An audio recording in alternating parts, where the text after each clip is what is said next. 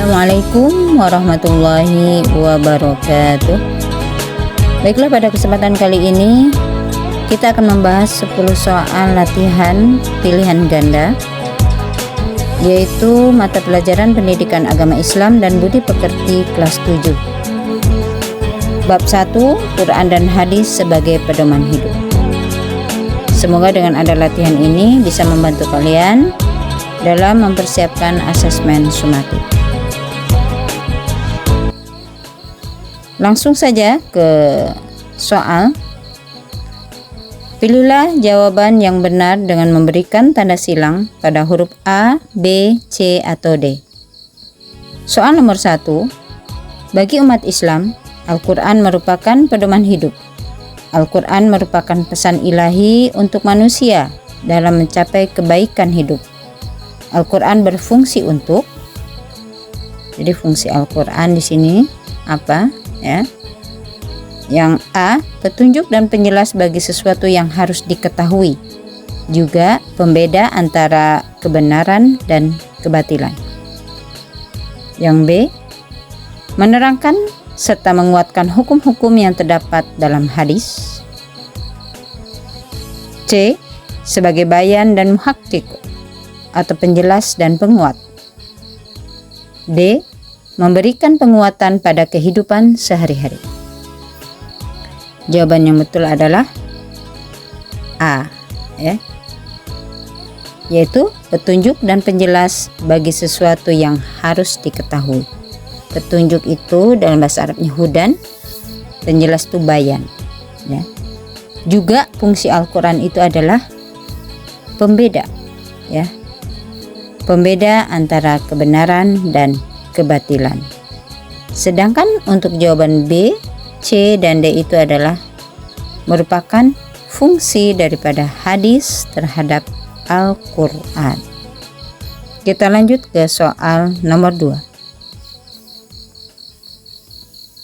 Di sini ada potongan ayat, yaitu surat An-Nisa ayat 59.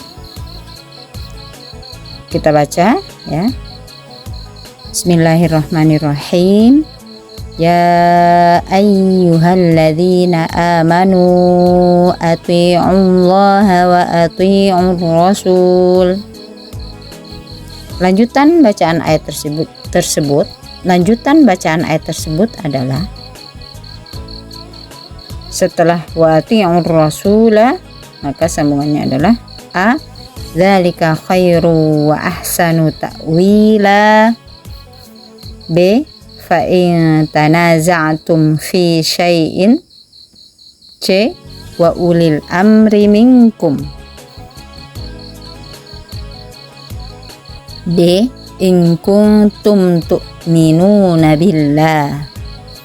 Jawaban yang benar adalah wa ulil amri minkum. Kita lanjut ke soal nomor 3. Juga ada potongan ayat, ya, masih lanjutan ayat tadi, ya. Bismillahirrahmanirrahim. Fa in tanaza'tum fi syai'in farudduhu ilallahi war rasul in kuntum tu'minuna billahi wal yaumil akhir.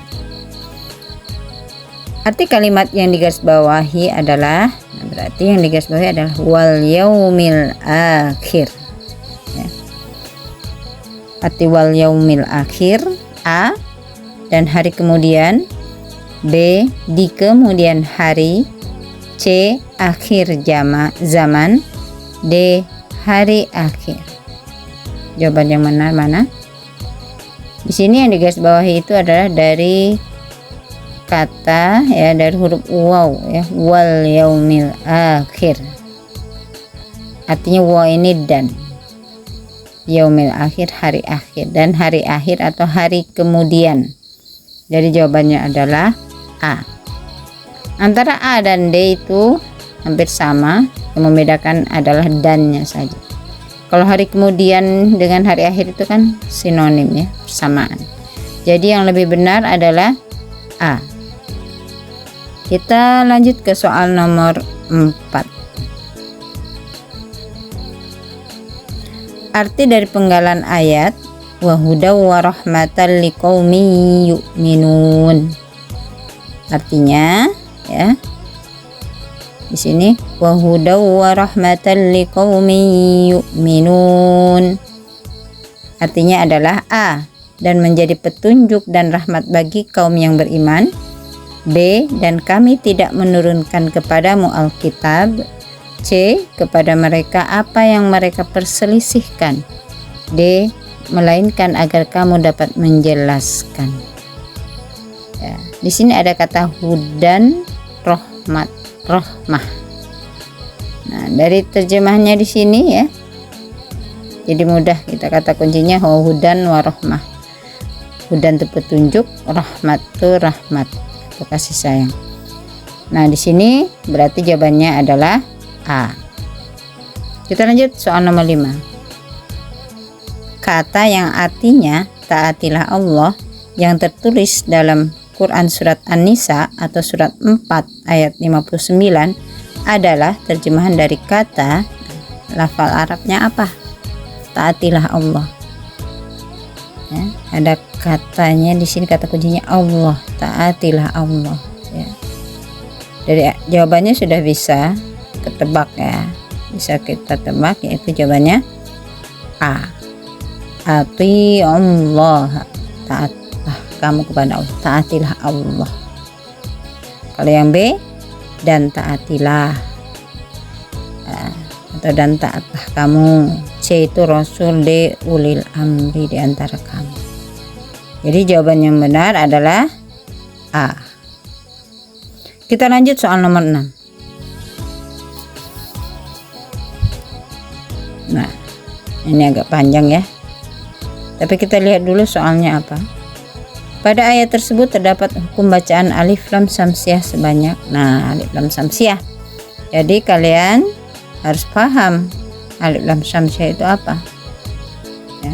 Alif lam samsiah adalah alif lam yang bertemu dengan huruf-huruf syamsiah, dan ada ciri-cirinya supaya bisa membedakan antara alif lam syamsiah dan alif lam qamariyah. Perlu diketahui bahwa alif lam syamsiah itu ya, setelah alif lam itu pasti huruf syamsiah, yang mana huruf syamsiahnya itu ya berharokat bertanda baca tasydid.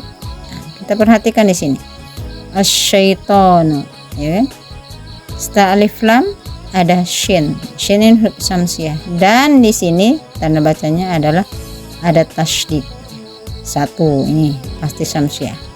Kita lanjut lagi cari alif lam. Nah, ini ada alif lam lagi, tetapi setelah alif lam itu hurufnya tidak bertasydid ya, otomatis ini bukan syamsiah ya, ini qamariyah. Nah, kita lanjut lagi ke al-baghdha.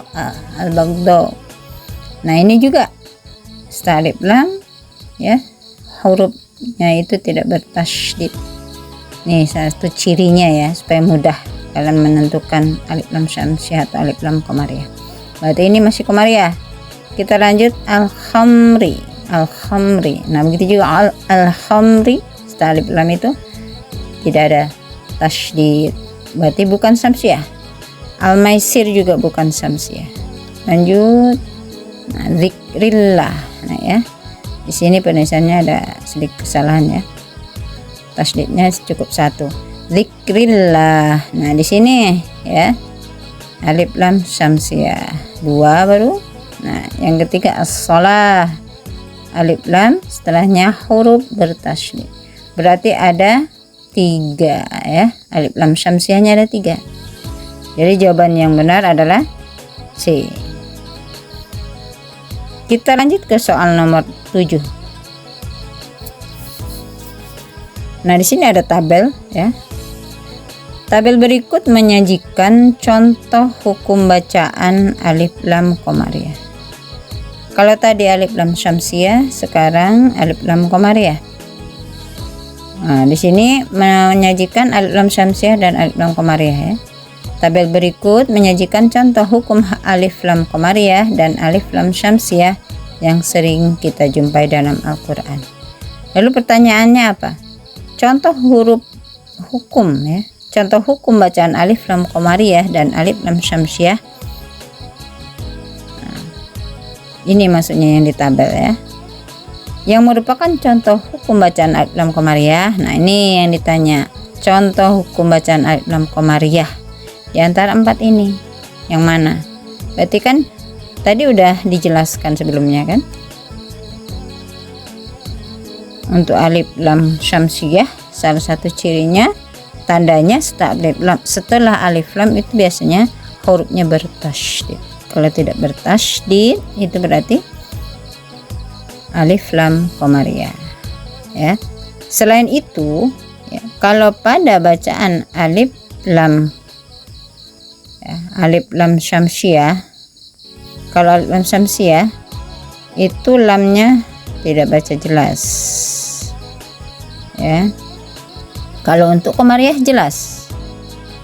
Nah, kita coba baca nih yang satu nih ya. Al-majlis, nah, kan jelas lamnya, berarti ini satu. Yang kedua ad-dallin, nah, ad-do, nah, langsung ke do, jadi idghamkan, berarti ini syamsiyah dan bertasydid setelah alif lam. Nah, yang ketiga al-musyrikin, nah, kan jelas lamnya. Nah, ini berarti alif lam qamariyah ya, lam dibaca jelas. Makanya untuk alif lam qamariyah ini namanya izhar qamariyah karena lamnya dibaca jelas, terdengar bunyi jelas lamnya. Al-musyrikin. Kalau nomor 1 al-majlis ya. Yang keempat ini alif lam syamsiyah ya, ar-rasul. Jadi jawaban yang benar adalah 1 dan 3. Mana 1 dan 3? Nah, B ya. Kita lanjut ke soal nomor 8.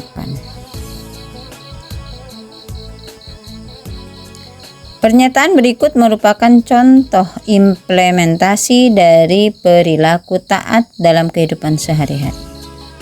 1. Disiplin dan selalu mentaati tata tertib sekolah. B. Selalu taat kepada Allah Subhanahu wa Ta'ala, Rasul dan pemimpin. C. Senang mengikuti kompetisi maksudnya yang diadakan oleh sekolah-sekolah lain. 4 ya, yang tadi 3 maksudnya. 4. Berlomba-lomba untuk mewujudkan kebersihan dan keindahan di sekolah. 5. Belajar dan berusaha dengan sungguh-sungguh untuk mencapai cita-citanya. Yang merupakan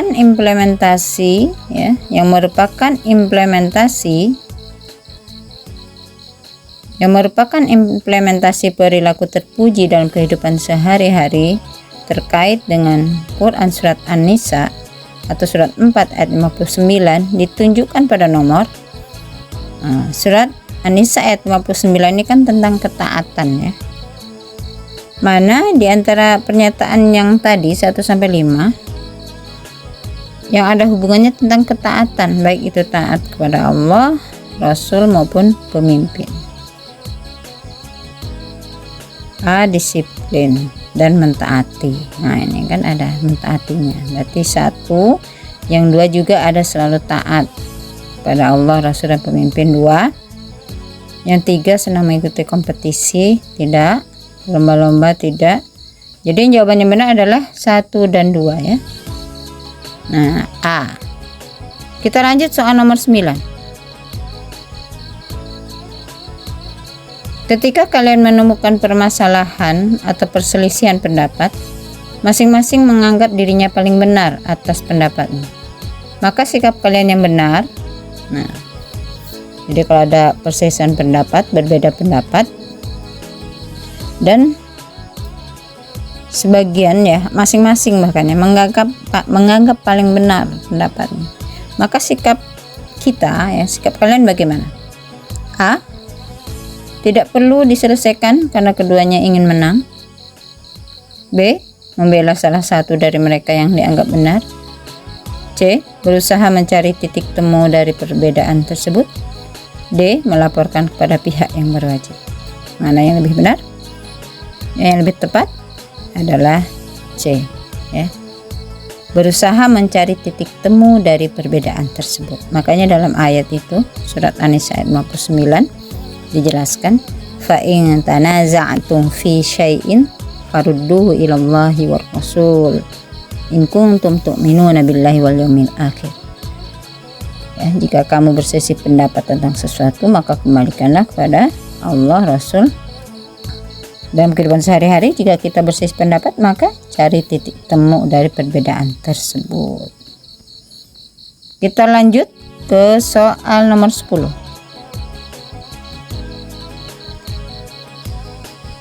Ya, ulil amri adalah pemimpin. Siapapun pemimpinnya harus kita taati selama tidak memerintahkan untuk berbuat maksiat. Yang tidak termasuk ulil amri sesuai makna Quran surat An-Nisa atau surat 4 ayat 59 adalah A. Ketua kelas, B. Kepala desa, C. Wali kota atau bupati, D. Paguyuban. Nah, di mana di sini yang tidak termasuk pemimpin atau ulil amri? Jawaban yang benar adalah sudah jelas ya, yaitu paguyuban. Sekian pembahasan 10 soal latihan pilihan ganda, yaitu pada bab 1 untuk mata pelajaran Pendidikan Agama Islam semester 1. Semoga bermanfaat. Semangat belajar, bersungguh-sungguh agar kalian menjadi orang yang sukses. Sekian, terima kasih. Assalamualaikum warahmatullahi wabarakatuh.